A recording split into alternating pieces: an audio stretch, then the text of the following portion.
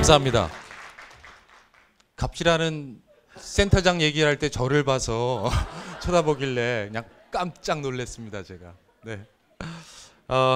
다음은 이제 마지막 발표자가 2부 순서의 마지막 발표자가 될 것 같습니다.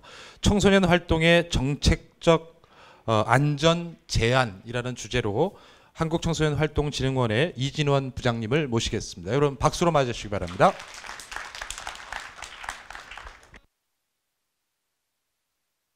반갑습니다. 방금 소개받은 한국청소년활동진흥원에서 인증운영부장 맡고 있는 이진원입니다. 예, 처음에 저한테 여기 나오라고 그러셔가지고 그냥 대답을 하고 준비를 하다 보니까 좀 어려운 점이 많이 있더라고요. 근데 사실은 이렇게 많이 모이시는 자리인 줄 알았으면 안 나올 거라는 생각이 들고요. 또 제가 2013년도부터 인증제 업무를 맡고 있습니다. 여러분들이 그렇게 말씀 많이 하시는 인증제 업무를 맡고 있는 사람인데요. 그래서 그 업무 맡은 다음부터는 자꾸 밖으로 안 나가게 되더라고요. 그래서 웬만하면 안 나가고 사실 또 성격상 불편한 자리는 잘 안 가는 성격이어가지고 그러기도 했습니다만은 오늘은 나오라고 말씀 주셨을 때 제일 끌리는 단어는 성찰이었습니다. 그래서 그런 얘기라면 뭐 같이 해볼 수 있지 않겠나 하는 생각도 들었고요. 그리고 앞에 쭉 발표하시는 분들 말씀을 들어보니까 저도 그렇게 시원하게 얘기를 좀 했으면 좋겠다라는 생각이 드는데 요즘은 자꾸 이제 말을 줄이게 돼서 그런 개인적인 어려움도 좀 있습니다. 그리고 준비하시는 분들이 가급적이면 빨리 끝내달라고 그러셔가지고 시간 배정을 짧게 해서 뭘 좀 슬라이드를 좀 만들어 올까 하다 보니까 저는 글자 몇 줄을 쓰는 거여가지고 굳이 뭐 슬라이드를 만들 필요 없겠다 해서 그냥 말씀을 드리려고 나왔습니다. 오늘 쭉 이제 얘기를 들었습니다. 그리고 이제 2부 순서의 마지막으로 정책적 제안 뭐 이렇게 말씀 주셨는데요. 이런 정책적 제안이라는 게 이제 토론회를 디자인하시는 분들이 이제 구색으로 하나 마지막에 끼워 넣으시는 부분이어서 저는 그냥 구색 맞추러 나왔다고 그렇게 생각하시면 더 좋을 것 같습니다. 오늘은 드릴 말씀은 역시 세월호 말씀 많이 주셨는데 사실은 지금 청소년 활동의 환경이 급격하게 바뀐 게 세월호가 어떻게 보면 굉장히 큰 기억으로 남습니다만은 아까 공주사대를 나오신 학생분께서도 말씀 주셨습니다만은 2012년부터 그것도 제 기억에는 저는 가장 큰 기억이 인천 호프집 사건이 많이 기억에 남네요. 여기서 선생님들 기억하시는 분들 계실 겁니다. 그러면서 청소년 활동에 공간적 고민들이 그때 굉장히 많이 있었던 걸로 기억이 나고요. 그런 패러다임이 쭉 흘러오다가 2012년도 국토대장정의 총대장의 성추행 사건이 있었습니다.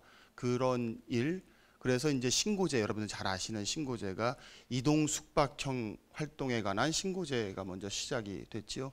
그 다음에 이제 태안에서 안타까운 일이 사설 캠프 일이 생기면서 각종 이제 관련된 법령들이 더 강화되거나 정비되거나 뭐 이런 일이 있었던 걸로 기억하실 수 있을 것 같습니다. 그럴 때 이제 오늘 제가 그런 기억 속에서 최근에 몇 가지 바뀐 내용들, 특히 입법부나 행정부를 중심으로 해서 바뀐 내용들에 대한 일종의 정보 제공, 뭐 아시는 분들은 더 많으실 거라고 봅니다만 정보 제공과 지극히 개인적인 어떤 제안 한두 가지를 말씀 올리려고 합니다. 활동진흥법이 바뀐 거는 뭐 다 아시고요. 활동진흥법 때문에 현장에서 말씀이 많은 여러 의견이 있는 것도 알고 있습니다. 여기 계신 분들은 대부분 생활권 청소년 시설 내지는 단체에서 오신 것 같은데요. 청소년 수련 시설 뭐 단체를 제외한 수련 시설 하면은 여러 종류가 있는 건 다 아시지요. 근데 실제로 여기 계신 분들이 자연권과 생활권의 각각의 특성과 살아가는 방식 그리고 활동의 시스템 이런 것들을 충분히 이해하시는지는 잘 모르겠습니다. 혹시 경험해 보지 않으셨다면 혹시 자연권의 지금 상황 또는 현상 그리고 시스템 또는 생활권의 상황, 현상, 시스템이 어떤지 한번 서로 역지사지해 볼 필요는 있는 것 같습니다. 굉장히 다른 형태의 그 시스템과 그 체계가 굴러가고 있고요. 물론 프로그램의 다양성은 뭐 더할 나위는 없습니다. 그래서 그 특히 태안 해병대 사고 이후에 그 청소년활동진흥법들이 재개정이 한두 번 있으면서 그 흔히 알고 있는 신고제가 왜 생겼는지, 그리고 또 그 특히 유스 호스텔의 활동 제한 또는 그 주요 프로그램의 위탁 금지 뭐 이런 것들, 특히 인증제의 그 흔히 얘기하는 의무 인증 도입, 이런 것들이 그 태안 해병대 사고를 쭉 한번 그 되짚어 보시면 그런 그 강화들이 또는 재개정들이 왜 됐는지를 한번 이해해 보실 수는 있을 것 같습니다. 그럴 때 이제 우리 안에서는 어떻게 보면은 그 우리 안의 논리 또는 우리 안의 그 이야기들이 있을 수는 있겠습니다만은, 저는 이제 이걸 준비하면서 혹시라도 또 이제 뭐 말씀이 있을 수 있을지 모르겠습니다만은, 국민의 눈높이 뭐 이런 것들도 한번 생각해 볼 필요는 있지 않겠나 싶은 생각이 듭니다. 일반 우리가 우리 안에서 우리를 얘기하는 것과 일반 국민들이 바라볼 때 우리, 근데 그 우리는 이 생활권 수련 시설만이 우리가 아니라는 것도 한번 그 생각해 볼 필요가 있다라는 거죠. 그러면 그래서 저는 이 성찰이라는 단어에 굉장히 매력을 느끼면서 이 자리에 나왔습니다. 이런 문제 의식을 계속 말씀하시는 분들이 혹시 그 우리의 일부가 아닌가, 우리 일부의 그 시각으로 이 전체를 그 어떤 규정하는 것은 아닌가 하는 생각들이 하나가 있게 되더라고요. 그래서 세세한 법령의 내용을 이 자리에서 말씀드리는 것은 크게 의미가 없겠습니다만은, 그런 그 상황들이 국민들이 바라보실 때는 어떻게 바라볼까 하는 생각들은 한 번쯤은 해볼 필요가 있겠다 하는 거 하나 하고요. 활동진흥법뿐만 아니라 그 이후에 몇 가지 법들 중에 좀 챙겨보셔야 될 게, 학교 안전사고 예방과 보상에 관한 법률이 개정돼 가지고 지금 시행 중입니다. 물론 그 법은 옛날부터 있었습니다. 특히 학교 안전공제회에 관련된 법률인데요. 그 중에 하나가 최근에 작년 7월 작년에 개정돼 가지고 11월 15일 날 시행되고 있는 게 학교장의 교육활동 안전대책 점검 확인 의무 조항이 들어갔습니다. 그래서 학교장이 이제 외부의 어떤 활동을 할 때, 정확한 제가 법률 용어는 아직 정확하게 기억을 못합니다만은, 그 외부의 활동을 할 때 그동안은 교육부 지침으로 뭐뭐뭐를 점검하게 돼 있었는데, 이제 법률로 들어가서 그 법률 안에는 특히 수련시설 또는 청소년 활동과 관련된 내용이 두 가지가 들어갔는데요. 하나는 청소년 수련시설 종합평가 결과를 활용하는 것과 청소년 수련활동 인증제의 인증 프로그램을 활용하는 것, 두 가지가 학교의 학교장이 외부의 체험활동을 진행할 때 반드시 확인해야 되는 사항으로 법에 명시가 됐습니다. 이건 아마 청소년 활동이 다른 법률에 들어가는 것은 아마 처음 아닌가 하는, 제 기억이 정확한지는 모르겠습니다만은 그런 일이어서 한번 같이 챙겨보셔야 될 필요가 있는 것 같고요. 태안 해병대 사고 이후에 해경주도로 해서 법이 하나 만들어졌는데요. 연안 사고 예방에 관한 법률이 만들어졌습니다. 그래서 거기도 이게 뭔지 만등은 아닐 것 같은데요. 연안 프로그램 같은 경우에는 신고제가 도입됐습니다. 그래서 그거는 이제 성인 프로그램 다 포함됩니다. 청소년 프로그램까지 다 포함되어져서 연안에서 프로그램을 할 때 연안은 이제 갯벌, 수중, 수상 이렇게 나누더라고요.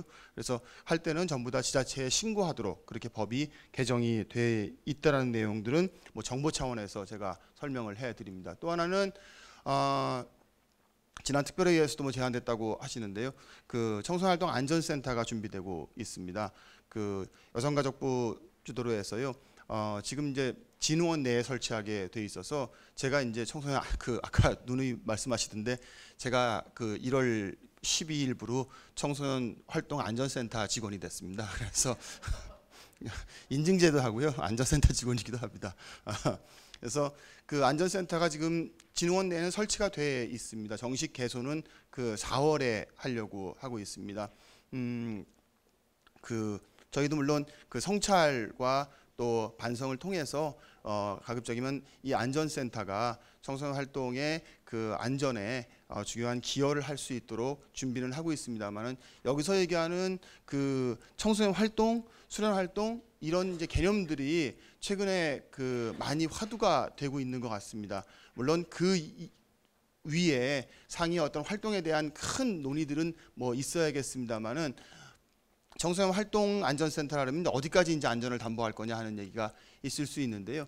저희는 일단 출범 초기이기 때문에 청소년 수련 시설과 청소년 수련 활동을 중심으로 시설에 대한 부분, 그리고 그 프로그램에 대한 부분들, 그리고 특히 그 안전문화 확산에 관련된 일들을 주로 하려고 지금 그 준비를 하고 있고요. 기존에 하고 있던 일, 신고자 지원이라든가 인증제를 운영한다든가 청소년 수련 시설에 대한 종합 안전 점검에 대한 부분들은 기존에 하던 일들 계속 진행하고 있고요. 그리고 그 나머지 어떻게 하면 더 그 안전한 문화를 그 만들어서 청소년 활동에 참여를 확대하고 청소년들의 참여 기회를 넓힐까 하는 그 고민을 같이 하고 있습니다. 앞으로 정책적으로 좀 더 신경을 써야 될 부분들은 일단 안전센터에서는 그렇게 생각을 합니다. 청소년 그 아까 우리 홍 원장님께서도 말씀 주셨는데 청소년 활동의 지도자, 그리고 시설, 프로그램 요 세 가지를 어떻게 그 안전하게 만들 것인가, 아니면 안전할 수 있도록 그 할 것인가. 정건희 소장님 말씀하실 때 심폐소생술 이거 말씀하셨는데 작년까지 저희도 심폐소생술 교육 많이 했는데요. 문제는 그 터지고 난 다음이 아니라 터지기 전까지인 것 같더라고요. 예, 그래서 이 부분에 좀 집중하려고 생각을 하고 있습니다. 그리고 가급적이면은 저도 물론 계속 이제 건의하고 하겠습니다만은 그 청소년 활동을 그 안전하게 하기 위해서 현장과 소통하거나 현장을 지원하지 않으면 안 되는 것 같습니다. 작년에 제가 저 진흥원에 있다는 이유로 안전 점검 많이 나왔었거든요, 시설에. 근데 사실은 뭐 저도 참 부끄럽더라고요. 제가 뭐 그 똑같지 않습니까? 뭐 안전에 대해서 시설에 대해서 얼마나 안다고 가서 이제 그런 의미는 아마 다른 사람 눈으로 보라고 하는 건가 아닌가 싶어서 나가서 말씀을 많이 드릴 때 시설에서 그러시더라고요. 당신이 7번째라고. 그래서 죄송합니다. 6번째 올 걸 7번째 왔네요. 뭐 이렇게 말씀드린 적도 있는데요. 그러면서 말씀 주신 게 와서 지적만 하지 말고 어떻게 하면 좋을지 좀 알려달라고. 그래서 그런 이제 컨설팅이라든가 뭐 이런 부분들을 말씀하시는 것 같은데 가급적이면은 그렇게 현장을 좀 지원할 수 있는 방향의 정책이 좀 그 입안됐으면 좋겠다 하는 그 제안 하나 하고, 두 번째로는 정보를 좀 많이 제공했으면 좋겠다 하는 생각입니다. 너무 그 협의의 말씀을 드려서 그런지 모르겠습니다만은 그 정보라는 거는 학부모나 그 청소년이나 사회에 청소년 활동에 대한 정보라든가 이런 것들뿐만 아니라 어떤 청소년들이 참여할 때 충분히 설명해주지 않는 것 같아요. 그래서 충분히 설명해서 정보를 체득해서 스스로 위험을 회피할 수 있는 능력을 향상시키는 그런 그 방향으로 어떤 정책이라든가 프로그램들이 좀 나가야 되는 거 아닌가 그런 생각을 합니다. 그래서 그 저희 안에서 옛날에 평창수련에서 그 국제 포럼을 할 때 회복 가능한 위험이라는 개념을 그 얘기하셨는데 어쨌든 청소년 활동에 위험은 존재합니다. 근데 그 위험이 회복 가능한 위험인 것인가, 그리고 그 위험을 회피할 수 있는 자기 회피권을 충분히 확보해 줄 수 있는가 하는 것이 중요한 지점 아닌가 싶은 생각이 들고요. 여러 법령 몇 개 말씀드리고 또 많은 그 말씀도 주셨는데 관계 법령들이나 제도들이 서로 얽히거나 좀 그 서로 그 합치하지 않는 부분이 있는 것 같습니다. 우리 변호사님도 오늘 나오셔가지고 말씀 주셨는데 관련된 분들하고 같이 의논하고 또 관계부처나 입법부에 그 의견 주셔가지고 드려서 가급적이면은 우리 안에 활동에 관련된 그 제도나 법령들이 정비될 수 있도록 그런 노력도 같이 해 나가고 해야 되지 않겠나 그런 생각이고, 그런 의미에서는 많은 관심 갖고 의견 주셨으면 좋겠습니다. 오늘 제가 조금 늦게 왔는데요. 오늘 그 국회에 여성가족위원회가 있었습니다. 그래서 여성가족위원회 출석하느냐고 조금 늦었는데 의원 한 분이 저희하고 이제 장관님하고 그 실장하고 국장하고 저희 이사장님 다 한 분씩 호명하더니 꼭 부탁한다고 하는 말씀이 있으셨는데 그 이제 날이 풀리고 또 활동이 재개되는 시점이 되면 또 어떤 사고가 터지거나 어떤 위험이 있을지 모르는데 전에 미리미리 협력하셔가지고 꼭 좀 점검하시고 대책 세우셔가지고 아이들이 또 더 이상 불행해지지 않도록 해달라는 말씀 주셨는데 그 말씀이 오늘 오는 동안 기억에 많이 남는 것 같습니다. 저뿐만 아니라 오늘 오신 분들께서도 성찰과 대안을 함께 말씀해 주면서도 주시고 계신데요. 그런 속에서 또 우리 아이들이 올 한 해 앞으로도 계속 그 행복하게 건강하게 성장할 수 있도록 좋은 환경 같이 가꾸도록 노력하고 저도 많이 노력하겠습니다. 고맙습니다. 네, 감사합니다. 2부 제한 시간에는 이렇게 네 분의 발표자를 모시고 이미 알고 있었던 길일 수도 있지만 혹은 새롭게 보는 길일 수도 있었겠다 이런 생각이 듭니다. 발표하신 네 분 잠시 자리에 좀 일어나 주시죠. 네.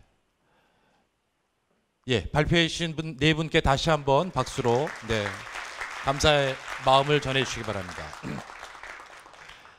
계획된 시간보다 약 5분 정도 지난 것 같습니다. 그래도 2부를 진행했던 사회자의 입장에서 여러분들께 짧게 목판화가 이철수님의 글을 함께 공감하는 것으로 제 소임을 다하고자 합니다. 세상에는 참 아름다운 사람들이 여전히 많습니다. 그 좋은 사람들 곁에서 사는 기쁨으로 마음을 씻고 위로를 받지요. 오늘 이 자리가 저는 그렇다고 생각합니다. 사람이 많아지면 각각 그 마음이 많아지는지라 함께 하는 일이 쉽지 않습니다. 우리의 현실인 것 같습니다. 그러면서 서로 마음을 써서 일이 되게 노력해야지요. 아마 오늘 여러분들 멀리 제주에서부터 전국의 다양한 곳곳에서 여러분들이 오늘 이 자리에 발걸음으로 함께 참여해 주셨습니다.